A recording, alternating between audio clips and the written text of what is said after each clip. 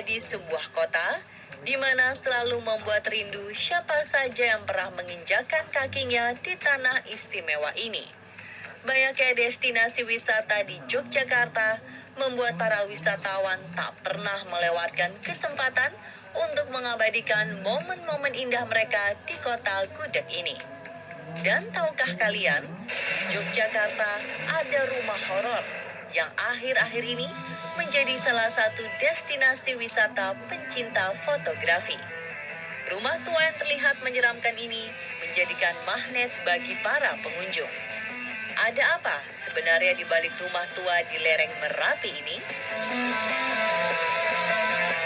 Kalau menurut saya pribadi sih, ya suasana horornya gitu. Soalnya kan sekarang juga lagi booming-boomingnya film-film horor, jadi kita pengen aja coba gitu. Nggak ada maksud lain sih, cuman foto-foto doang, seperti itu.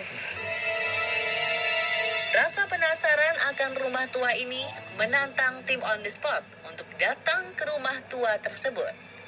Rumah tua ini terletak di lereng Gunung Merapi, tepatnya di objek wisata Kaliurang. Sesampainya di sana, kita disuguhi pemandangan yang mencekam. Terlihat rumah 2 lantai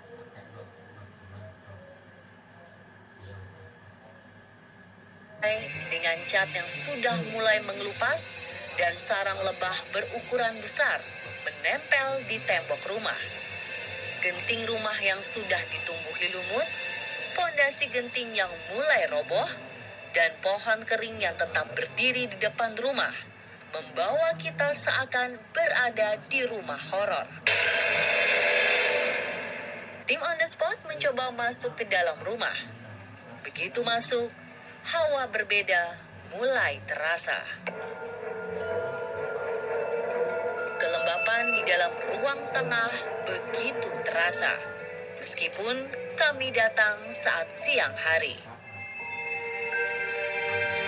Suasana seram yang terlihat pada bangunan tua ini memunculkan beberapa pemberitaan yang mengatakan bahwa makhluk tak kasat mata kerap menampakkan dirinya di sini.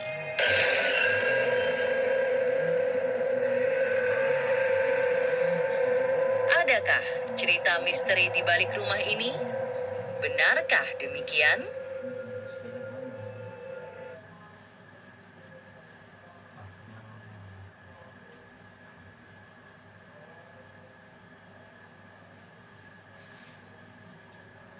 Dalam cerita, memang dari dulu sudah ada.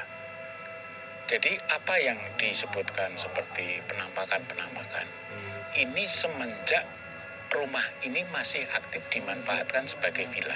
Jadi kadang-kadang ada suara hentakan sepatu.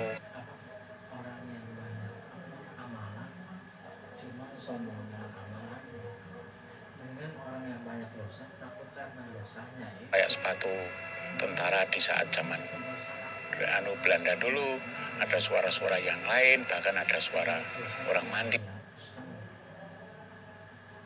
Namanya niat kan kita belum ke situ Bang ya, ntar kapan tahu nggak tahu.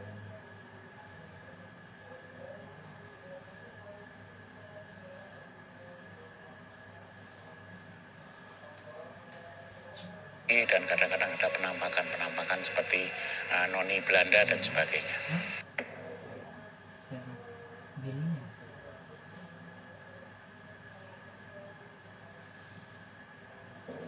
Rumah tua peninggalan Belanda ini memiliki 2 kamar di lantai bawah dan ruang tamu. Sementara di lantai atas hanya memiliki 1 kamar. Kami mencoba masuk ke dalam kamar yang ada di bawah. Tergambarkan, di sini ada beberapa dipan tempat tidur yang terbuat dari kayu. Setelah kami berkeliling di lantai bawah, kami melanjutkannya ke lantai atas. Terlihat, logam tralis di tangga ini sudah berkarat. Lantai tangga juga terasa licin karena tergenang air dari tetesan hujan. Setibanya kami di atas, terlihat balkon yang menghadap keluar dan sebuah ruangan cukup luas.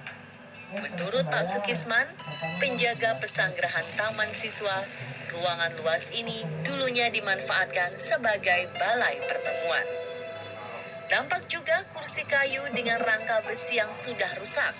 Seolah-olah ada yang memperhatikan kita dari tempat duduk yang ada di sudut rumah tersebut. Menurut Pak Sukisman, rumah ini didirikan oleh Belanda sebagai rumah untuk peristirahatan mereka. Ini rumah merupakan bangunan zaman Belanda yang dibangun oleh orang-orang Belanda pada zamannya. Memang orang-orang Belanda pada saat itu mereka membuat rumah-rumah yang ada di kawasan Kaliurang ini sebagai tempat peristirahatan. Namun karena perkembangan zaman, apalagi setelah Indonesia merdeka, sudah barang tentu apa yang mereka miliki ini diambil alih oleh orang-orang yang lebih berhak atau berwenang. Nah, ketika itu kami kebetulan lahir di tahun 1954 dan kami sudah berada di sini. Yang profesi orang tua saya sebagai penjaga villa ini yang dulunya dimiliki oleh Profesor Dr. Sutomo, Dr. Gigi di Yogyakarta. Nah, entah karena apa, ini rumah sekarang beralih ke salah satu pemilik, yaitu pemiliknya sebagai penyelenggara universitas swasta yang ada di Yogyakarta. Pak Sukisman juga menambahkan, rumah ini sempat direnovasi pada tahun 1985 dan mulai 1994 bangunan ini tidak lagi digunakan karena erupsi Merapi yang merusak beberapa bagian rumah ini. Kami melanjutkan mengelilingi lantai 2 rumah ini. Terdapat 1 kamar tidur dan 1 kamar mandi dalam 1 ruangan. Tim on the spot mencoba masuk, dan entah mengapa, kamar ini menjadi kamar yang paling lembab dan pengap. Terlihat dipan-dipan kayu yang masih tersisa, serta kamar mandi yang sudah dipenuhi lumut.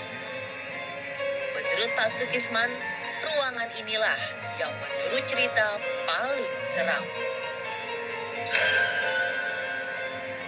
Konon, beberapa sosok misterius seperti Noni Belanda kerap hadir di ruangan ini.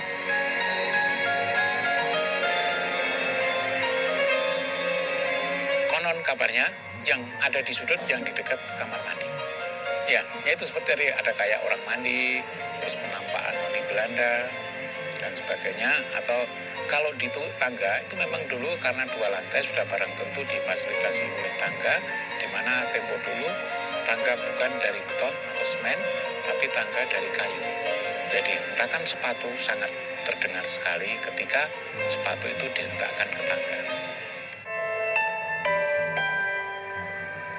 Fenomena kemunculan makhluk tak kasat mata di balik rumah tua peninggalan Belanda ini bukan hanya sosok Noni Belanda saja. Suara hentakan sepatu dan suara orang yang sedang mandi sering terdengar dari dalam rumah tua tersebut.